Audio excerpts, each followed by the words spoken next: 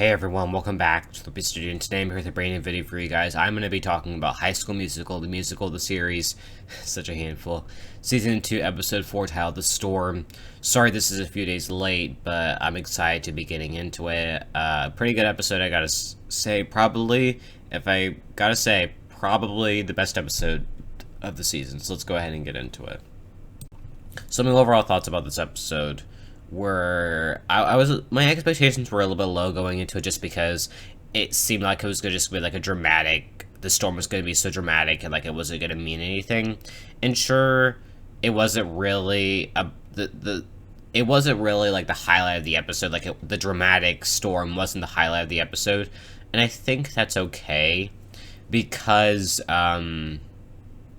we got a lot of nice character moments in there, and I saw a lot of people complaining online that there was no music, which I do want to see some music. It feels like this season we really haven't seen it, and I think they're really still trying to get that Beauty and the Beast vibe because this is a High School Musical show and they're doing Beauty and the Beast, so that is kind of like weird. It is a weird vibe. Do I think this show is like bad? No, I think it's still really good. I think we just have to give it some time and we have to get used to the new narrative that they're trying to tell of Beauty and the Beast and with the High School Musical series characters. I just think it's something different, and I think a lot of people, they didn't want the change. Sure, the idea of Beauty and the Beast might sound good, but they might not like the way that it's played out on screen. So, anyways, I thought I would go ahead and dive right in. So pretty much they're doing Beauty and the Beast rehearsal. Nene is home for a few days and Ricky's very excited about that, but you can already tell that they might have like some issues. And this episode really focuses, I think, a lot on like their relationship and if it's going to work out or not, and I'll talk about more later. So Gina and Carlos are having this struggle when it comes to how they are going to do like which choreography dance are they going to do for the show and for a certain number, and they're really just having like a disagreement here. As we remember a few episodes back, Carlos asked Gina to be his co-choreographer. In this episode, he's kind of struggling with that because he thinks that Gina's taking over, where Gina is really presenting her ideas, because I gotta say, Gina deserves better than co. Gina really deserved to be the lead, and I'm not saying that Ashlyn's a bad lead because I think that she's going to do a great job, but Gina, I really kind of wish, and maybe if they do another, in the future they do film like musicals besides High School Musical, maybe, because I feel like she should get a lead too, although I think it just depends, because I feel like all the females should get the lead. I think Courtney and Gina should also get the leads at different times, but I'm happy now with it. So we also kind of have going on, Gina and Ricky are kind of having this banter, and now the chocolates is kind of a joke about them, but you can tell that Gina doesn't really think it's a whole joke just because of her ongoing feelings for Ricky. And I just thought I would go ahead and talk about this here, because later on there's another little Rena crumb, and it's mainly from Gina's side, honestly. I mean, we see Ricky being really supportive of her, because, again, they're having, like, the same issues at home, kind of. I mean, you know, Ricky's mom's away and Gina's mom's away, and, I mean, sure, Ricky has his dad, but they're kind of, like, by themselves, they're kind of isolated. So I think it's interesting just to see their connection, and I might personally like them, but I just don't know in the direction that they're going to go. As long as it's not cheating, I think it'll work for me if they decide to do it, but I'm not sure if it'll be this season or if it'll be in the future. I feel it seems like they're playing the scenario where Gina's going to move on and then Ricky catches feelings for her, and that could be this season, or it could be in the future, because I feel like Nene and Ricky, now that Nene's home, spoiler, I really think that her and Ricky are going to make their relationship work, but I don't know. I probably talk about that in the promo a little bit more. Will they, won't they? So we also have, like, EJ did not get into Duke, and he's kind of struggling with that, and him and Nene have a very interesting conversation, where he says, my whole family has kind of been, like, we have, like, a Duke legacy, and she says, dreams, goals are always what they seem. So she's pretty much kind of relating to her own world, because we can tell Nene's not really happy at this Yak conservatory. Very interesting moment between these two, because sure, they have history, so, and it's not like I want anything romantic between them, because I doubt that's ever going to happen again, but still seeing these friendship moments in a way that I just never thought would connect. These two characters would connect again like this. I mean, I assume we would get moments, but interesting moment. I mean, some people were complaining online, why does everything have to be about Nini? Like they say they're trying to push her in situations where she doesn't need to be in, and I disagree because, at least in this moment, I disagree because I feel like who else would EJ talk to? I mean, sure, he had that moment with Mr. Mazzara, which I will talk about in a second, but I think I really just enjoy that Nini EJ friendship moment. And sure, they're not the best of friends, but I think down the road we'll see them develop a closer friendship because I think EJ doesn't really have like a lot of friends, honestly. I mean, probably some off-screen friends because we know he's like does water polo, but at least in this group of theater kids, he's not really isn't really best friends with anyone. Of course, I mean probably closest to. I mean, of course he has his cousin Ashlyn, and he's seems somewhat close to Gina. I mean, but I don't know. You guys will have to let me know down below. What do you think of EJ moving forward?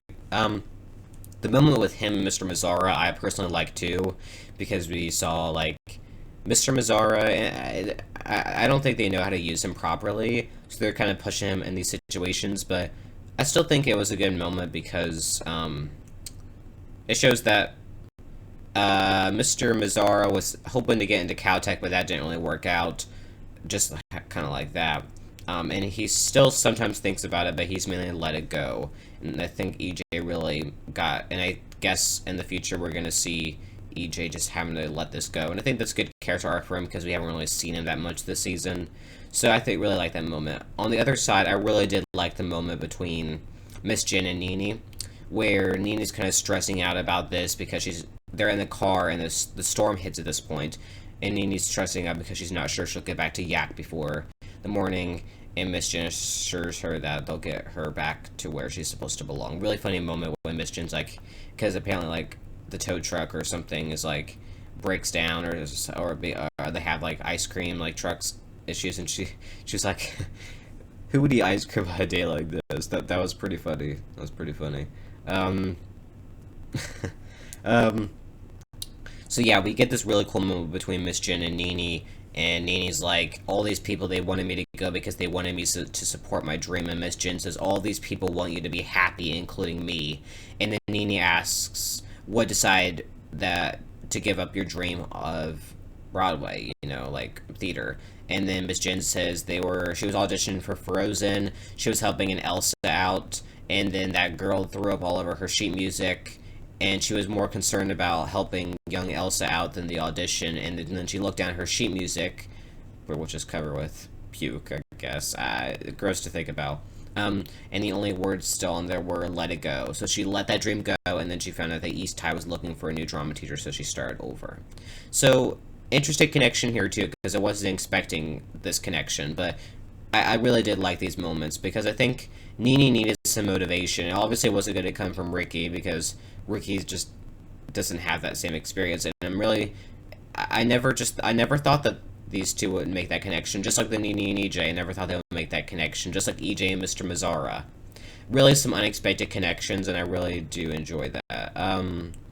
So yeah, really good moment there. And then Nini sings Granted, which is, I think, one of Olivia Rodrigo's best songs. I listened to her new album, Sour. Really good job, man, as well as Driver's License. Really, is she becoming the next Taylor Swift? That's a side note that I probably won't talk about on this channel because that's not my type of thing. But she sings Granted, and then she gets off the bus and she heads home. She thanks Miss Jim because she's one of the reasons she decided to come back home. So my question here is, what will happen between Nini and Ricky? Personally, I think they're going to try to make things work, but there's a chance I think that they're going to break up at some point or take a break. And I think that during that break, Ricky is going to that girl we know, Lily from North High, is going to be flirting with him. So that's interesting. But I don't know what's going to happen there. I feel like they're going to take a break at some point this season, even though she is back home now. Carlos and Gina have this interesting conversation where they're fighting about the choreography number, and Carlos says, and it really gets personal and deep, which I wasn't expecting it to, but Carlos says, do you have any idea how freaked out I am that I'm even performing on stage this semester? And then he says, I mean, no one's heard me sing, really, besides my family and Seb. then Gina says, "How do you think it feels to be playing a supporting role I didn't want?" and all that other kind of stuff. And then I think they kind of they hash it out by the end, and they look like hopefully they'll be able to be equal partners. And I think this was a good storyline to have too, because no one ever wants to be co in something. I mean, Gina deserves better than that. We all deserve better than that. Of course, we're all going to have rules in time where we're going to be assistant or whatever, and I think that's just something we're going to have to deal with. But I think if you can work it out to get a bigger role, I think that's pretty great. Baker and Ashlyn were also flirting this episode and just being cute with each other, so that was nice. And then we have Courtney and Howie. Howie brings a pizza to them, so it looks like good, maybe potential romance there. Ricky and Gina stuff, I feel like there's a chance that maybe they could try something at some point. I don't know if it's going to be this season, just because it's so complicated, honestly. I mean, I think everyone can agree with me. It's so complicated, this love triangle. Maybe this season, maybe not. I don't know. Interesting. So, I really did like the Miss Jenna and Nene moments this episode. Connection, I never thought, but I'm glad that she's back so early. Unfortunately, the actress who played Emily Pratt died, I guess, during a break in filming. So that was pretty sad, honestly. I think it was during quarantine, because I think they filmed 2 episodes before they went on shutdown. So, and then I think they just kind of gave it up, probably because maybe they couldn't go back to that place after, because we've only seen 1 episode with seeing the building, and that was probably what they filmed before shutdown, so, yeah. Okay, so that's pretty much all I wanted to say here. Comment down below, what did you think of this episode? I personally think it was a really good episode, probably the best one this season. Probably will give it an A, 97 to 98, probably. Again, really well done. Only thing I would want is some music, but I think we're going to get to that. I just think this season's just really going to be like a slow burn. I know that sounds like too shippy, but hey, I'm excited. So, anyways, thanks everyone for watching B Studio. Like, comment, subscribe, turn your post notifications so you never miss a video. Go check out things, and bye.